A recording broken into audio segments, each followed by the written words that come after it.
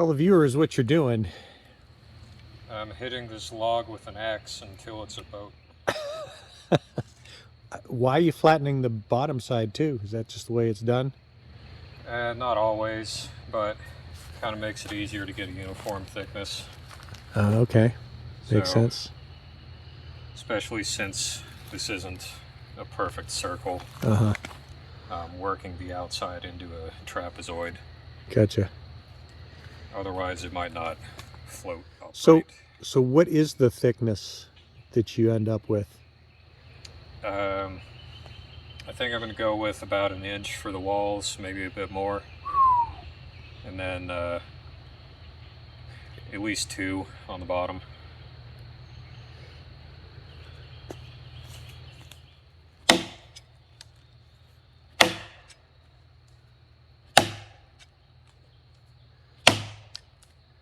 These are very vintage axes. I think the one that he's using, I know my dad had it when I was little, so it's probably approaching 50 or more years old. It's a Craftsman. Yeah, I was going to say it's most likely a Craftsman. My dad worked at Sears for 44 years, so everything he had was Craftsman or Kenmore.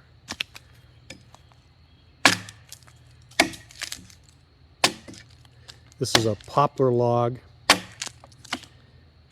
And what's the length now? About 20.5 feet. And it was about 26 feet. Cut about 3 feet off of it.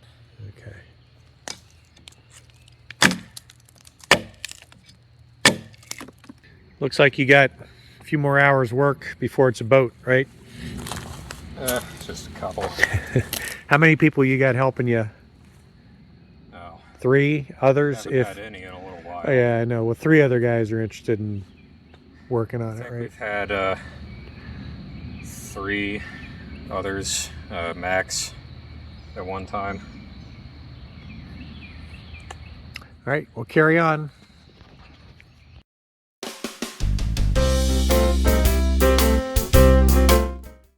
Hey, welcome back to Engineer's Workshop. I'm going to try to get this finished up, at least the turning parts, the back side, the counter bore for the clutch. This is for the fan. There's a pulley that goes here, serpentine belt pulley, and the friction, you know, this silicone clutch assembly for the radiator fan pilots into this recess over here. So I'm going to try to get at least the turn part of that done. Haven't yet figured out how I'm going to hold this piece to put in a total of 6 tapped holes. They're actually going to be through holes. One is going to be shared in common between the pulley and the clutch hub, and then there's, you know, a pattern of 4 on one side and a pattern of 3 on the other. So going to work on that, but first let me show you a few things, you know, kind of going back in time. I never did show you the finished fabrication for the base of the Peerless Power Hacksaw mobile base that I made. So I'll show you that real quick before I painted it up.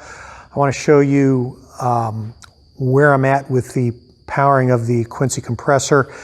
Do have it running with 3 distinct speeds, loading and unloading. So that's pretty cool. I want to show you a lighting solution that I'm experimenting with and a new heat source for the tooling cabinet that, if that works out, I may propagate that around and, you know, use it on the K&T, use it on some of the, like the Cincinnati tool and cutter grinder. So I'll get into those first, and then we'll get back on the spacer hub.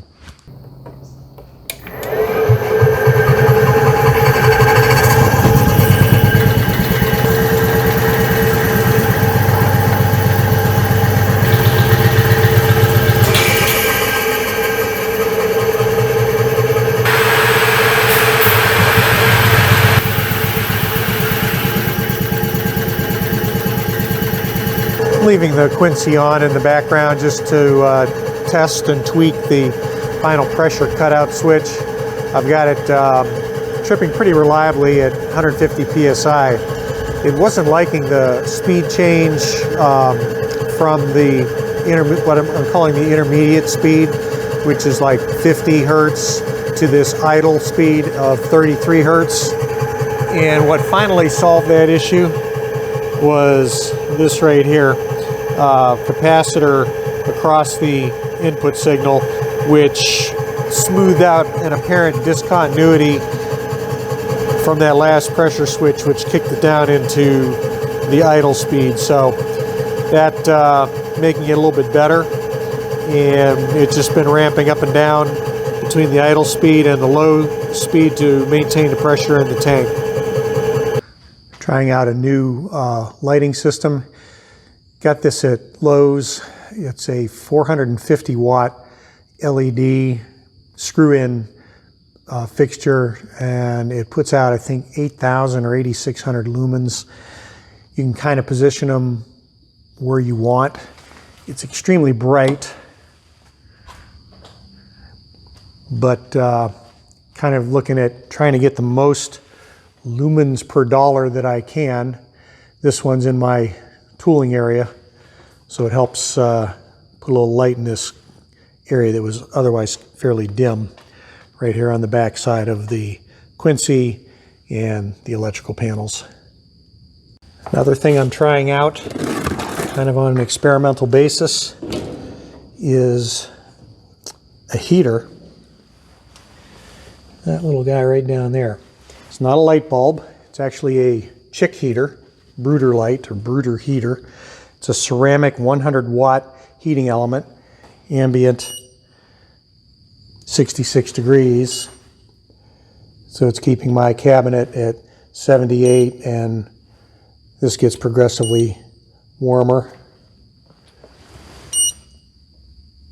105, 99, and the surface of this guy is a whopping 580 degrees, so that is hot.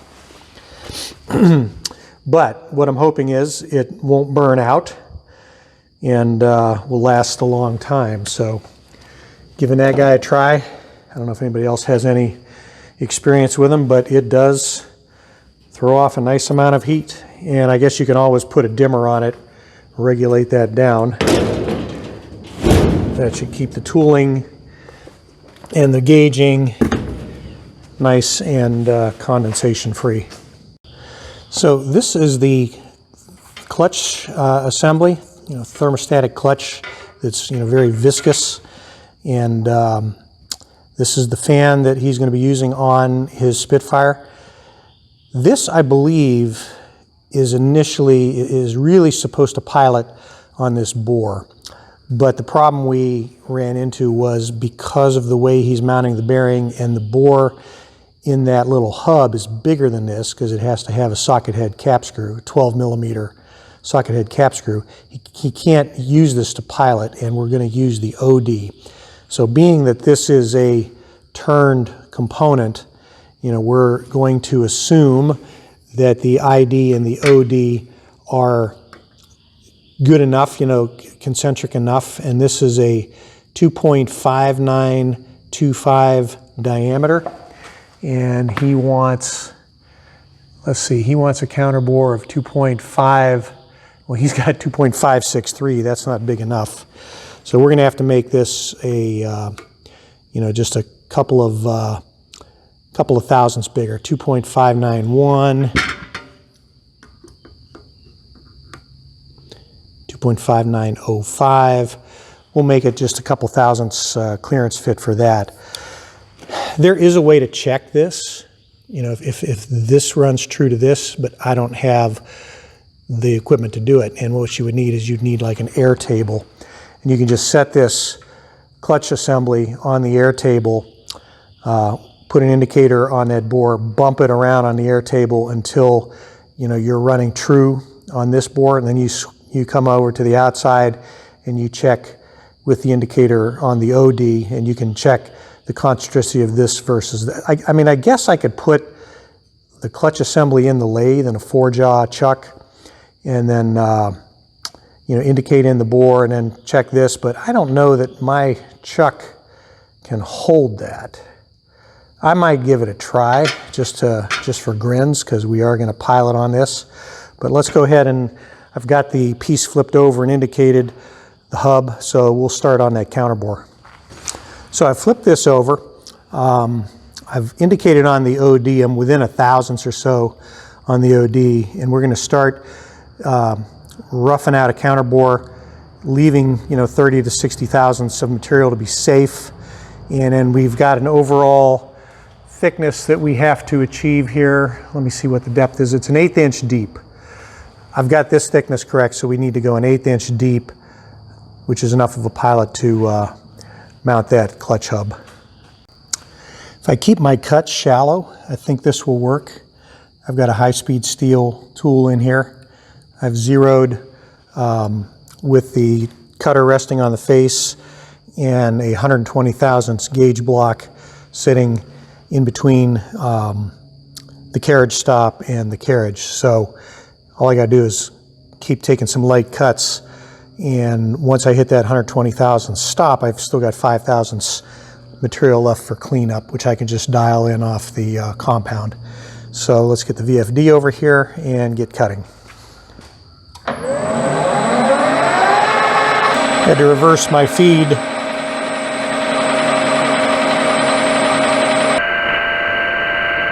Let's see where we're at. 1.690. I think I'll go out to 2.5 as my stopping point. That leaves me 90 thousandths for cleanup. 2.1, so 400 thousandths. 2.4950, close enough for a stopping point.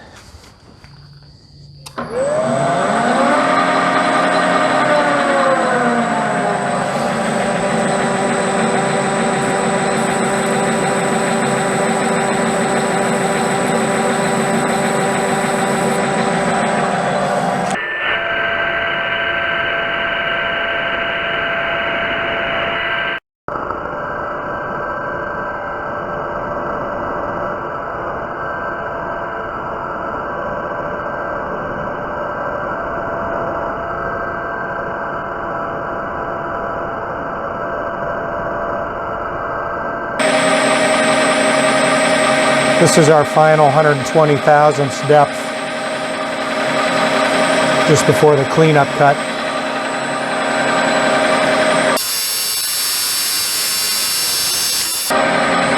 So for the last 5 thousandths, I just dial that in on the compound.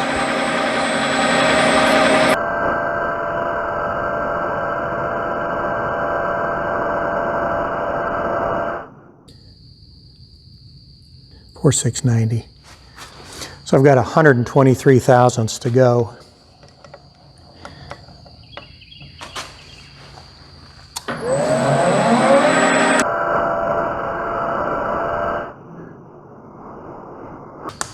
Got a total of 45 thousandths left.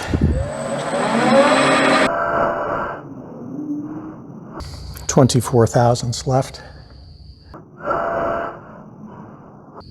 Getting close. About 5.5 thousandths from my target from a line-to-line contact. There's 5. It drops right in. Now we'll just tick the outside corners of that because they are razor sharp. Yeah, basically holds itself in, so that is a perfect fit. No reason we can't get both the ID and the OD on this. That's a nice friendly edge there. And there we have it.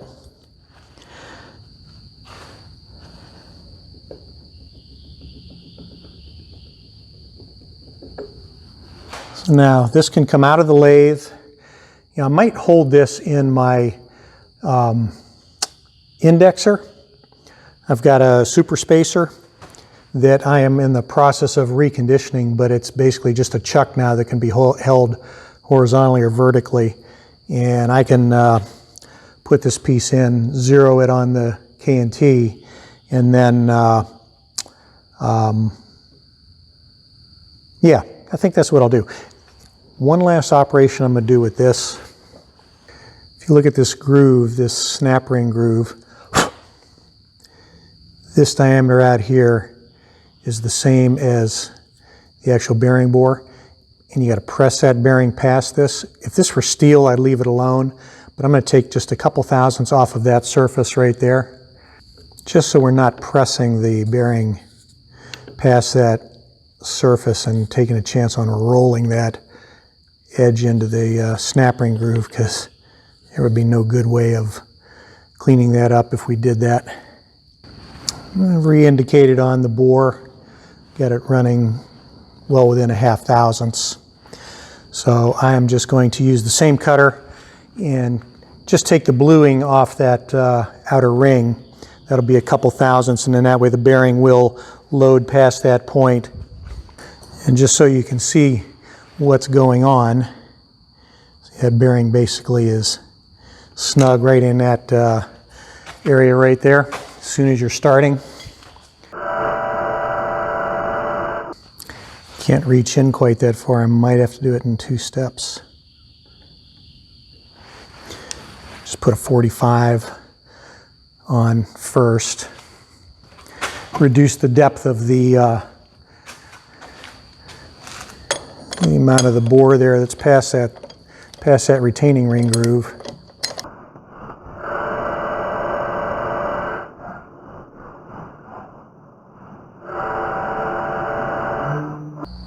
Okay, now the bearing definitely goes in and sits against its bore. So from there it's a press fit.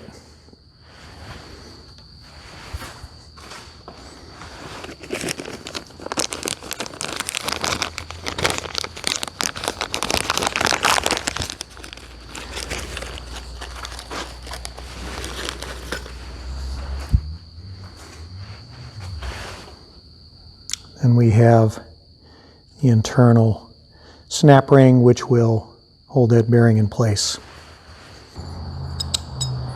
Okay, there we have it.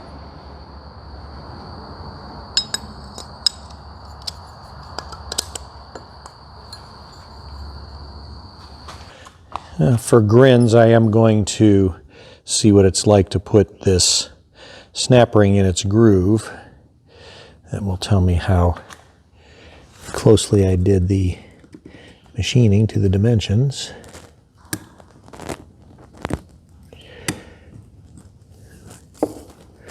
Looks like a proper fit. And I'm happy with that. So I've got my closest English equivalents to the correct M8 by 1.25 and clearance drills for that. Going to have to come up with an orientation that fits probably like that. And then from the back side, it's a pattern of 4. If we can see that.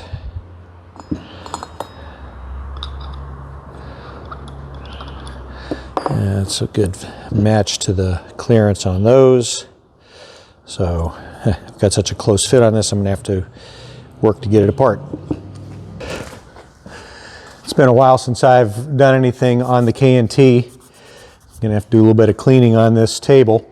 So I've got to break down this setup, make a little bit of room at this end.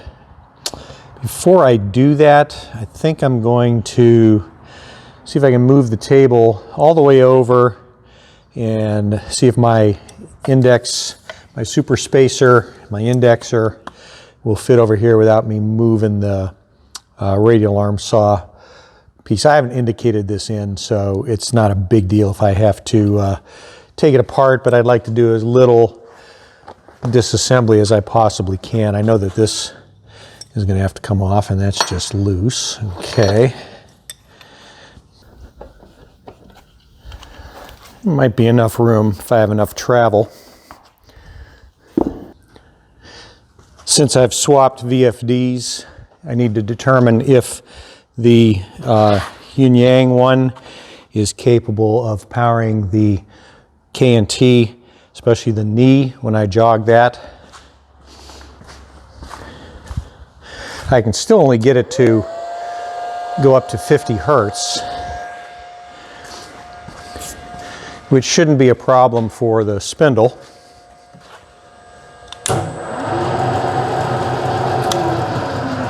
Rotation is correct. Table feed works.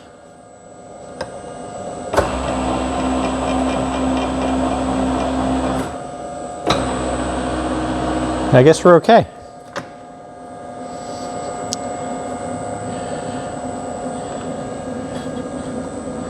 And I think, by the looks of it, we're going to have enough X travel here that I can fit my spacer next to this guy without moving it.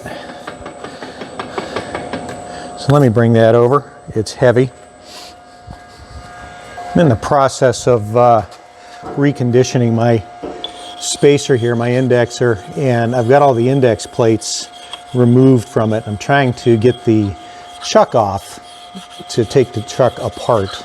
There's 3 bolts holding the chuck body onto the chuck backing plate, but I cannot get these two to separate.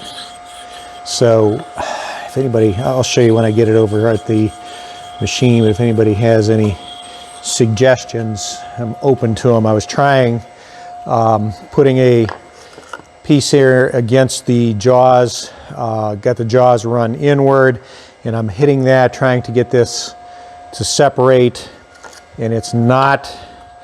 I'm trying to hammer in a razor blade in between them, and it's not opening up a gap. So I don't know if it's just that close a fit or what the issue is.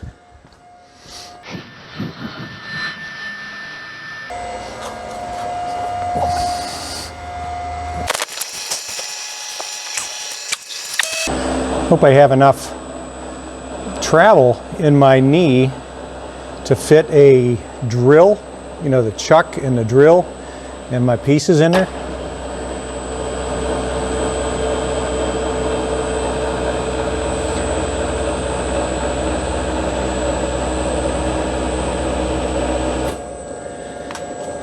Could be interesting.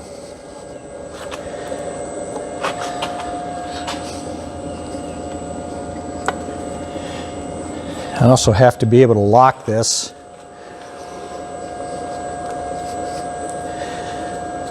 The locking clamp is awfully far down when it's locked.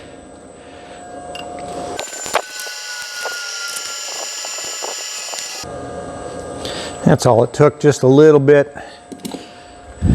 See, what I was doing here was putting a little bit more tension on the back side so that my travel of my lock knob does not go below the back surface of this. Hartford Super Spacer.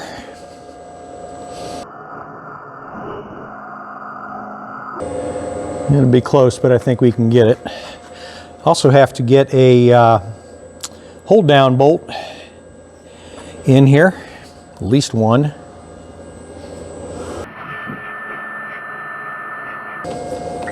This requires a 1/2 inch square drive, and this is a metric. I believe it's maybe it's a 12 millimeter or 10 millimeter, so not exactly correct. Since I fully machined this spacer, I can pretty much indicate off any surface I want and get something approximating the center. I think I'll go with the OD of the tenon.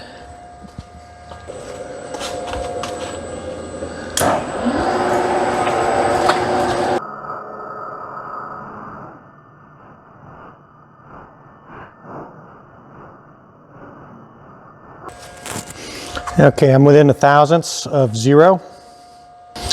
So let me see what my circle diameter is. This is a 2.200 circle.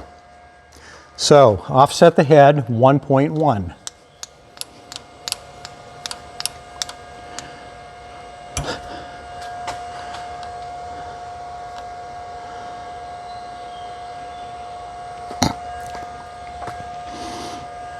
So I got 1 inch 100 thousandths offset.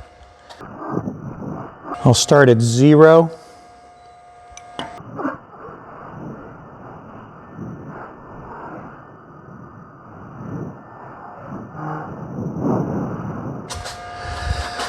Okay, so I have to do a 4-hole pattern and a 3-hole pattern with one common hole. That will be at the back. So let's go ahead and step these off.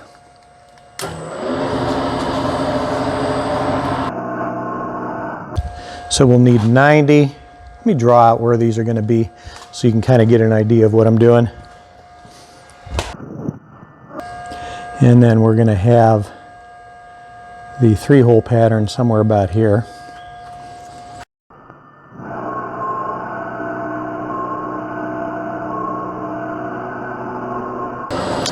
I've adjusted my quill stop so that the drill bit will drill through the aluminum but not drill into my chuck.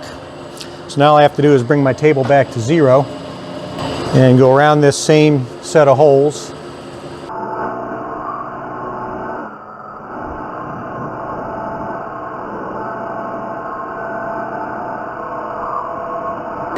Actually drilling into a counterbore on the back side, so it's punching through sooner than I thought.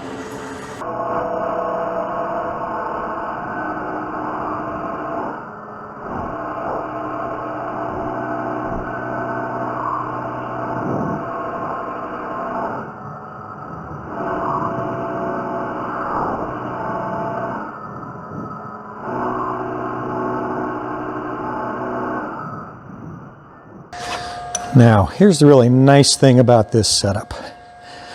Let's get this back to 0. And get all this swarf out of here.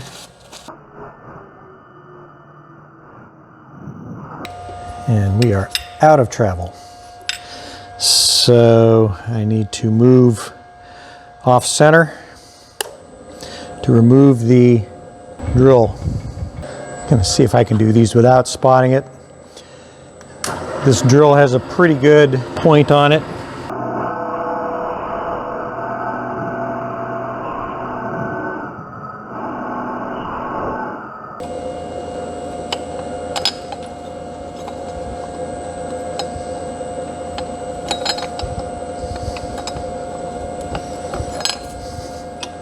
Well, I am really pretty happy with how that came out.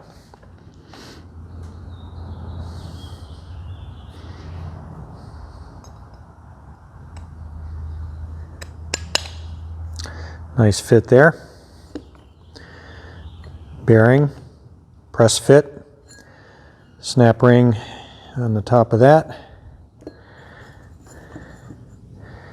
and clutch hub, very close fit in that pilot right there. I'm not going to put those together because then I won't be able to pull them apart. So, on to the next project. I'm going to let my son Brennan tap these M8 by 1.25. As long as he gets those taps straight going through there, he'll have a nice looking part. The entire concept may fail and tear the accessory drive off the front of his Spitfire project, but hey, it's gonna look good while it's doing it. So now that the lathe is freed up, I am going to move on to other projects, probably back on the radial arm saw fix and the slide valve actuator housing, get those mounted up and get some work done on those. So thanks for watching, thanks for subscribing. Catch you next week again on Engineers Workshop, and until then, as always, stay safe.